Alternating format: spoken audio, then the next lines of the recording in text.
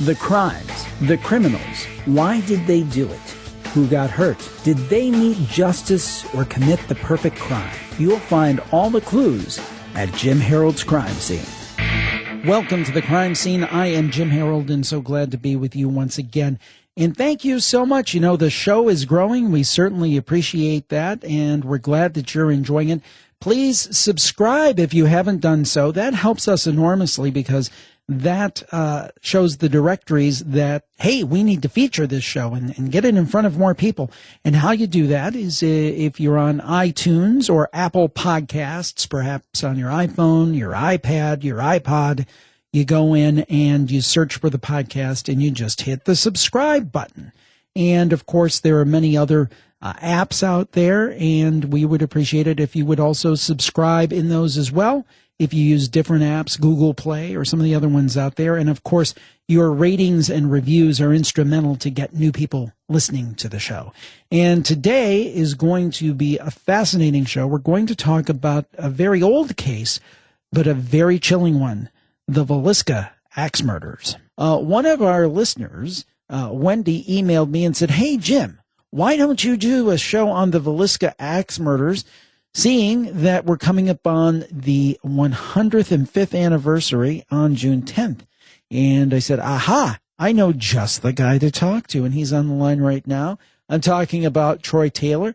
He is the author of the book Murdered in Their Beds, History and Hauntings of Villisca and the Midwest Axe Murders. And the thing is about this is that, now this is the crime scene, so usually we stick to just true crime, but the interesting part in all of this is that we're in a situation where this also has a little bit of a supernatural component. So if you're not a fan of the supernatural, I don't know if this is the best thing to listen to, but I actually think it is going to be fascinating because Troy Taylor is a supernatural historian.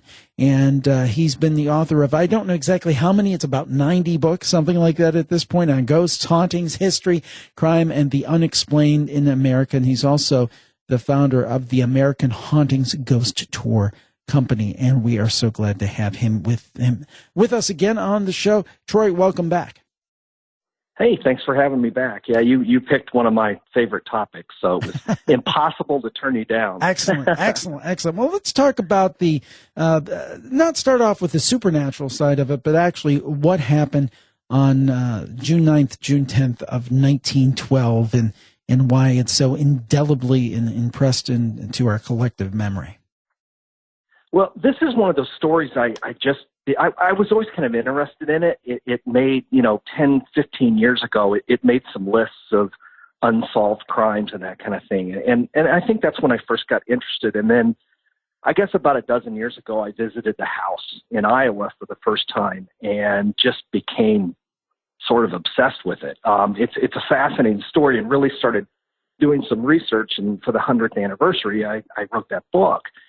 But on June the 9th of 1912, an entire family was murdered in their home in the middle of the night, as well as two overnight guests who were staying in the house were murdered. It became probably the biggest manhunt, definitely in Iowa history, one of the biggest in the Midwest. And after all this time, it's still unsolved.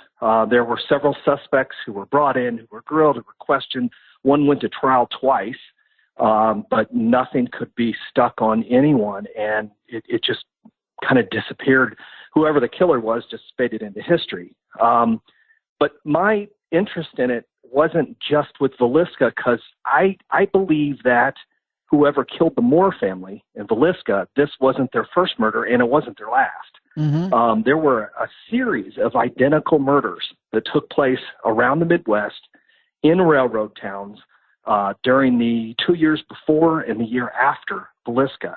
And, obviously I got interested in it because of the ghost story aspect of it, right. With the house, supposed to be haunted and that kind of thing. And that was what initially drew me into it, but I just became fascinated with the whole story as a wider thing. It's a really fascinating story. Now, tell to us about the crime itself in Villisca, and then I also want to talk a little bit about those other places where you think that there was a axe murderer on the loose. But talk to us about who were the victims of the Villisca axe murders.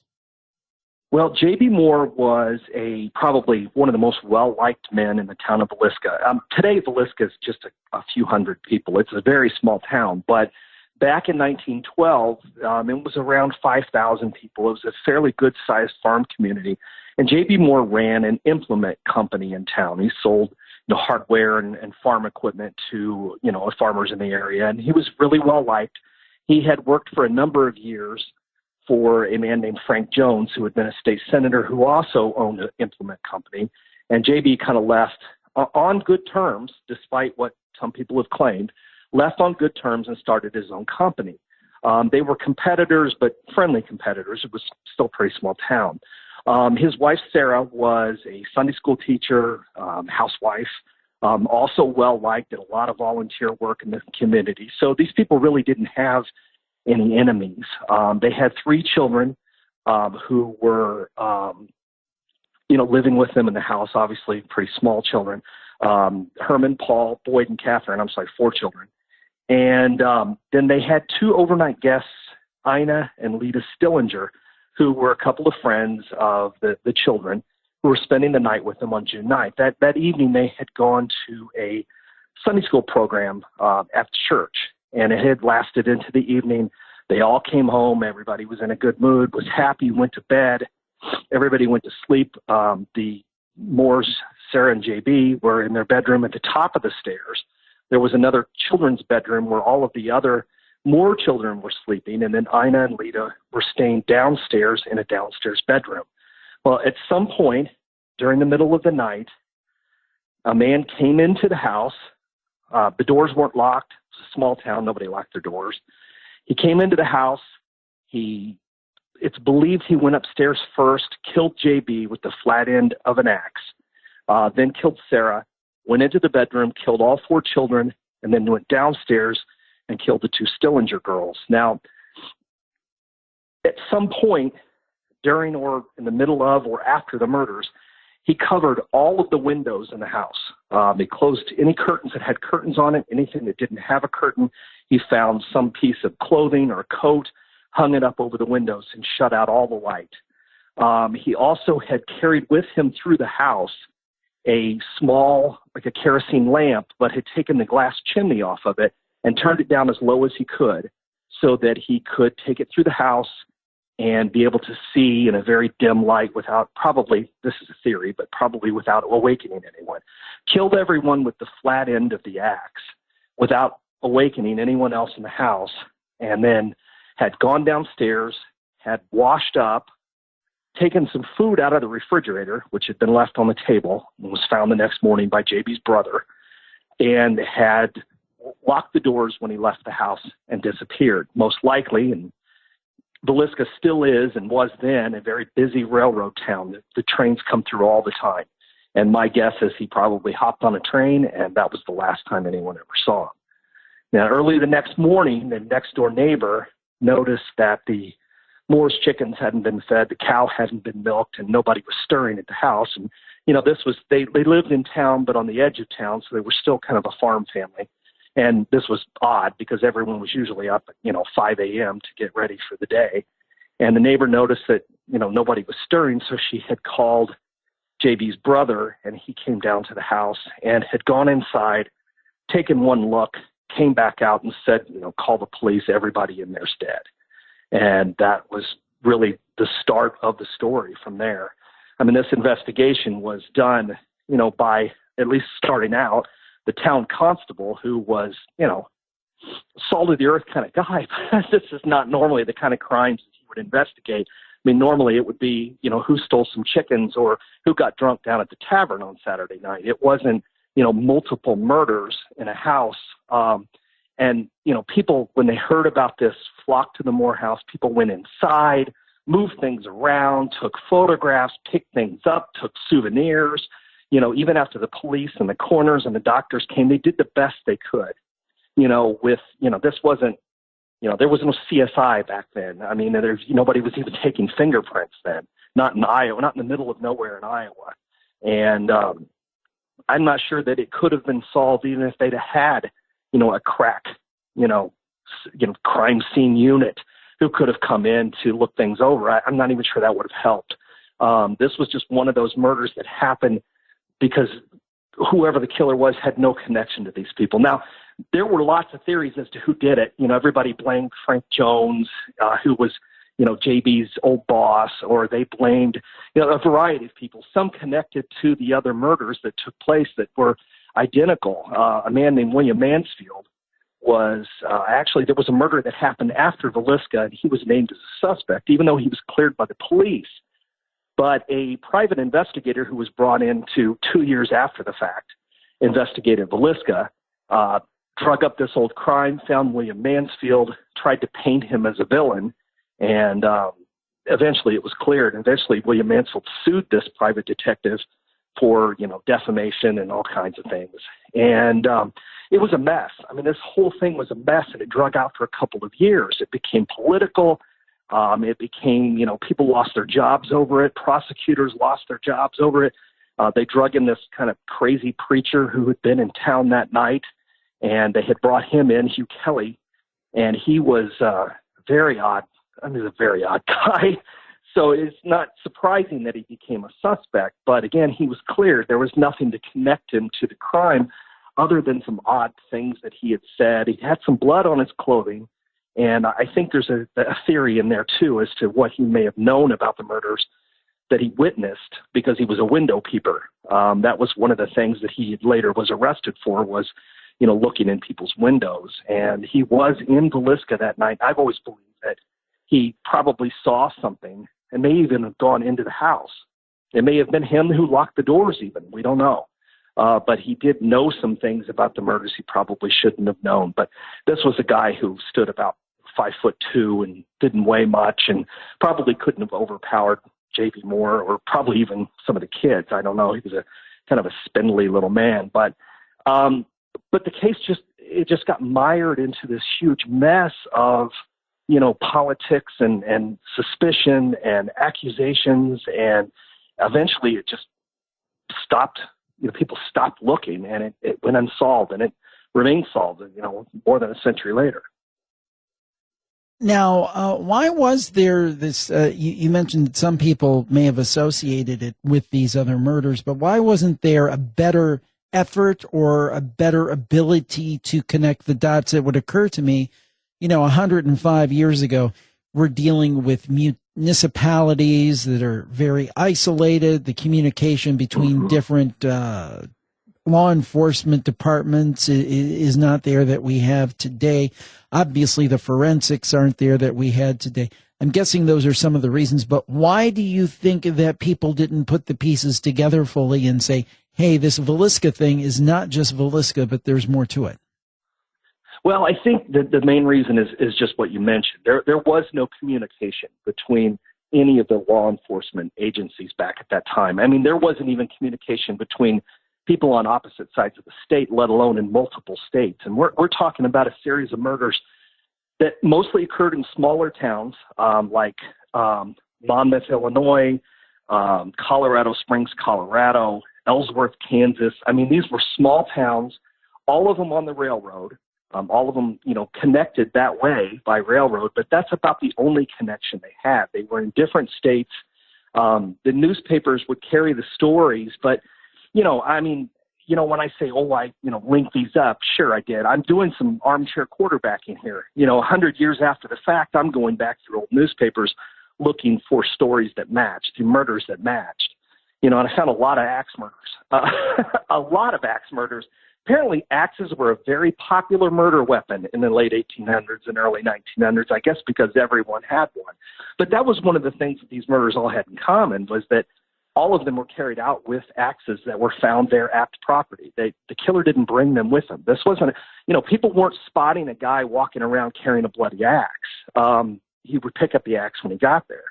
But I think that that's the main reason, is there was just no connection. You know, there was no, you know, the FBI didn't exist. There was no kind of, you know, communication or a national wire that people could put a crime out on and say, hey, has anybody matched this up?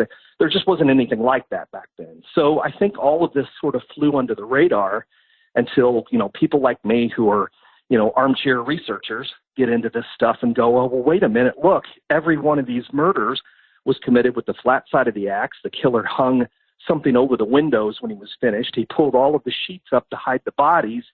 He washed up at the scene, and he always carried around this kerosene lamp with the chimney off. I mean, one or two of those things you could see being a coincidence, but when you add them all together, it starts to look a little ominous. And I think there definitely was, I think anyway, somebody who had the exact same, MO traveling around killing people next to railroad tracks, just like he did in Villisca. Now, in the present day, when there is a serial killer or there's a killer of any type, it's very common for law enforcement to do what we call these days profiling. Now, obviously, that didn't exist per se then, but was there any thought of, is this a crime of passion? Is it kind of a perverted thing? Is it just a spree killer who just enjoys killing people? Was there anything even akin to the idea of profiling where they said, we think that the Villisca axe murderer is blank kind of person? Well, not really. The closest thing they used to profiling back then were psychics. They brought in a lot of psychic mediums to try to find clues in these cases, or in the Villisca case anyway. And, nobody ever really turned up anything. Most of that kind of stuff, most of the things that have been done trying to profile a killer have been done in hindsight, much like I've done with trying to connect these murders. I think that there were definitely some sexual overtones to some of it, but very little. The killer just seemed to want to kill people.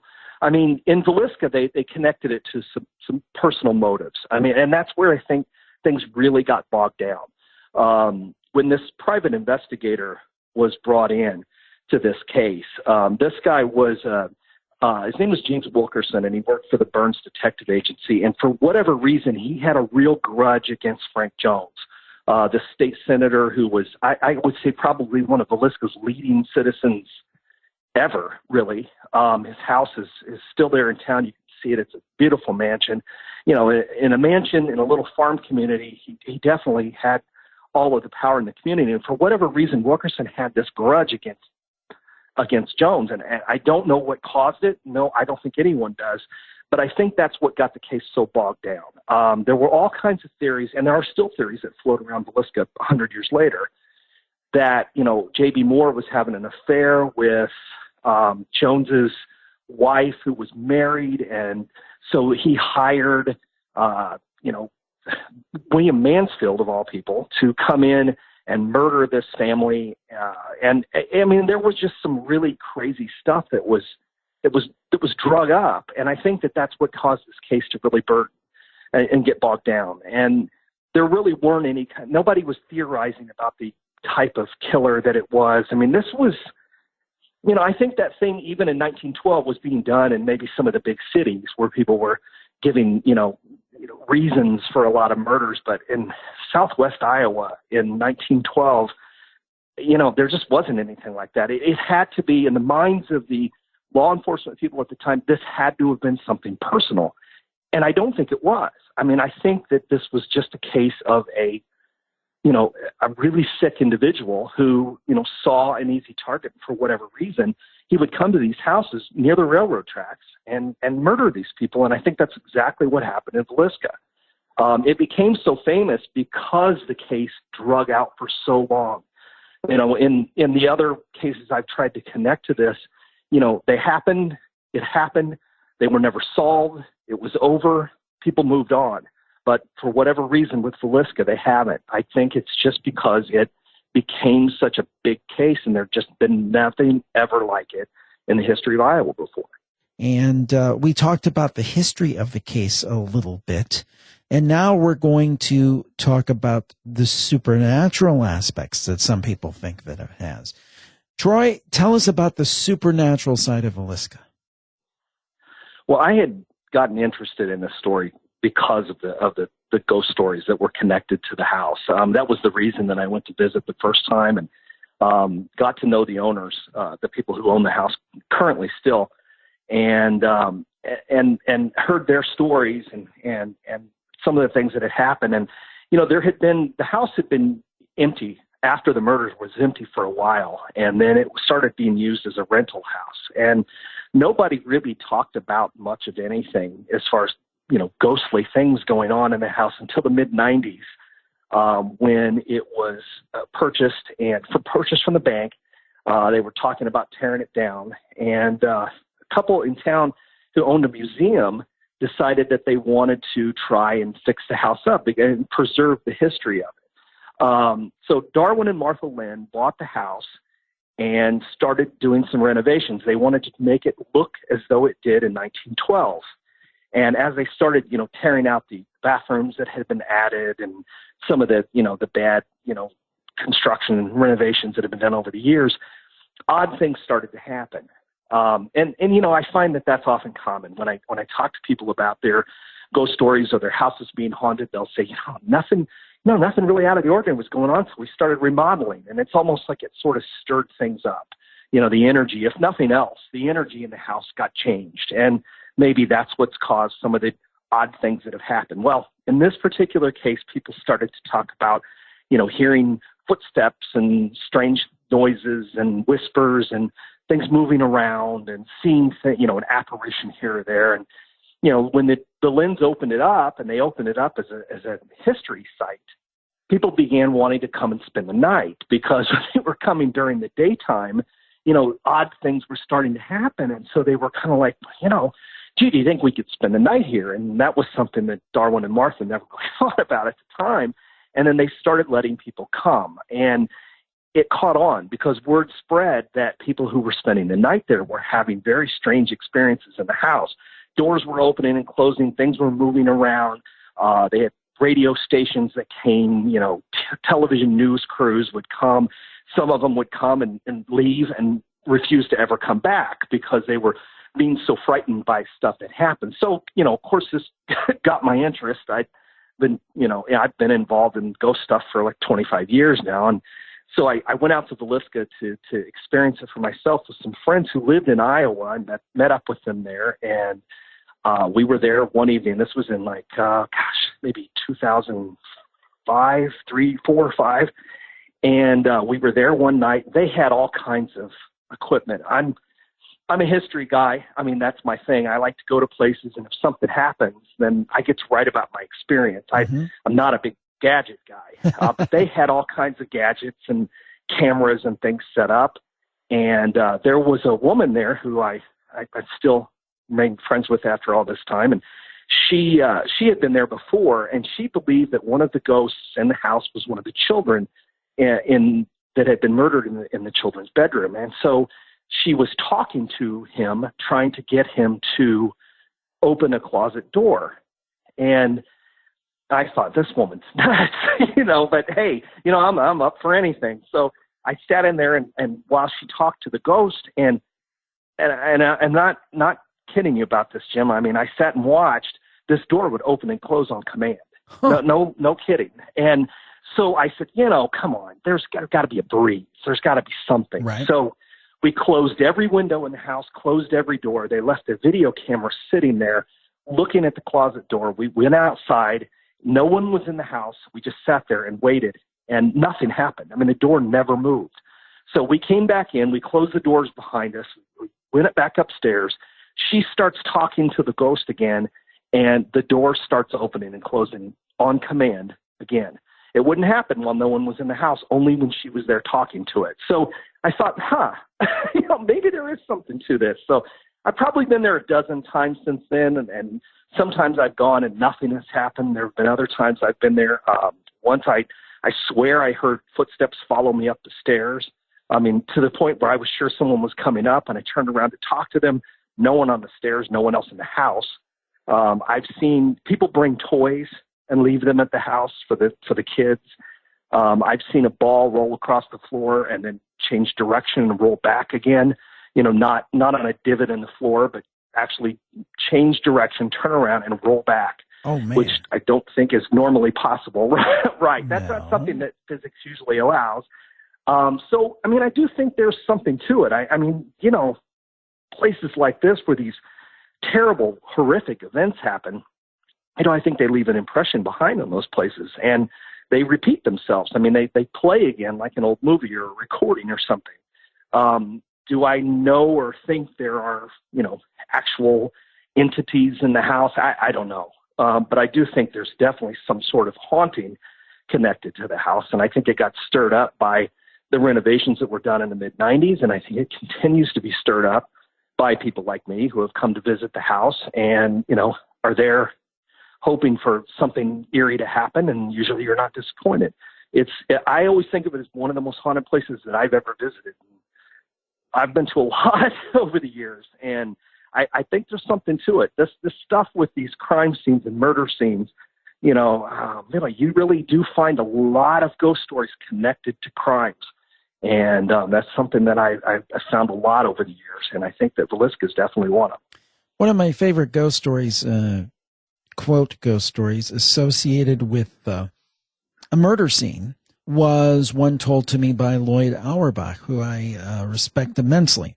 Now, there's a twist, though. There had been a woman who had been murdered, and people had reported that they would see the replay. And I'm paraphrasing, so I hope I've got Lloyd's story, at least the spirit of it, correct. But people would seeing the crime scene repeat, or the murder repeat, with the murderer and the murderee. The only thing is that the murderer was not dead.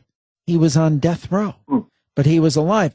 To me, I wonder if there is some kind of emotional / psychic imprint where if you have tremendous emotion in a place, and that's why you see insane asylums and theaters and hospitals and so forth haunted, if what we're really seeing is not necessarily the actual spirit of the person, but some kind of psychic imprint of some type. Yeah, I completely agree with you. And I've heard Lloyd tell that story. And you did nail it. So, but I completely agree with you. And I think that may be a lot of what we're experiencing, or people are experiencing at Villisca, is this terrible event.